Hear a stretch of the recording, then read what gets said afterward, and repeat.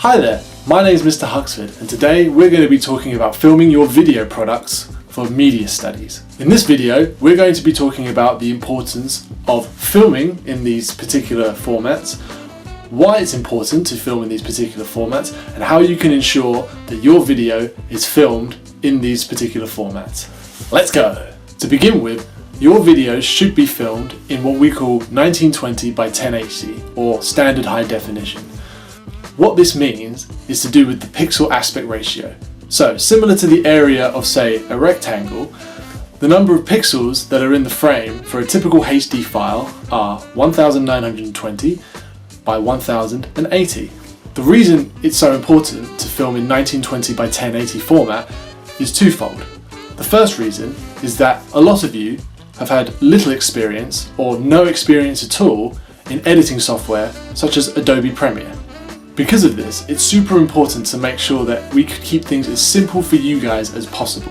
Another important reason is when we send your videos off for examiners to mark, it's important that they are able to read and access your videos. When you film in different aspect ratios or export your files in different formats, it might not be a compatible format with what the exam invigilator is working with. What this means is that if we send them your video and they are unable to open or access your file, they are unable to mark it. And because of that, you won't be able to get a mark back on the video project that you worked really hard on. That's why it's super important to listen to your media teachers and ensure that whatever video format you have exported your video to, it is that in which your media teacher has told you.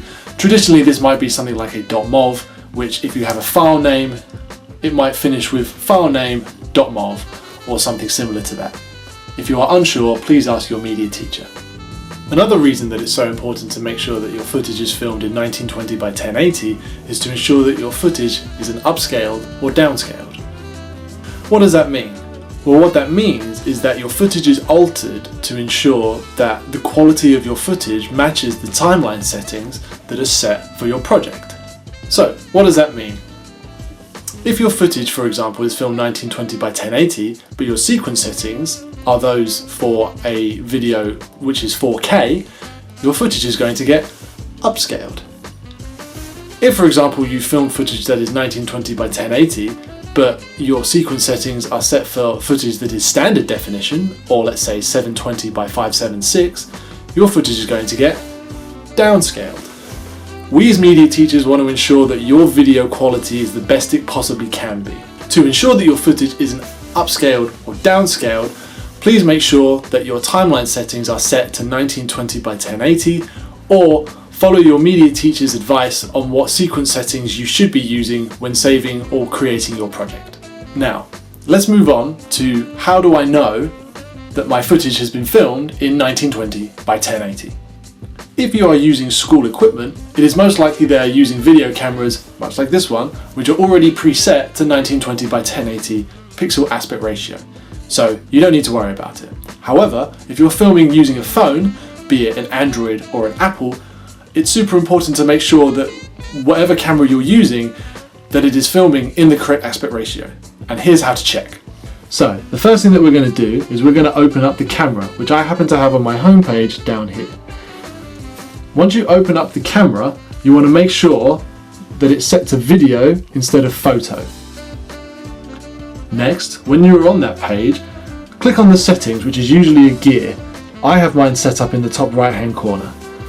Once you have this menu up, there should be general information which includes the resolution. Click on this. From here, you should get the different variations of resolution that your camera can film in. For mine, it's 720p or 1080p.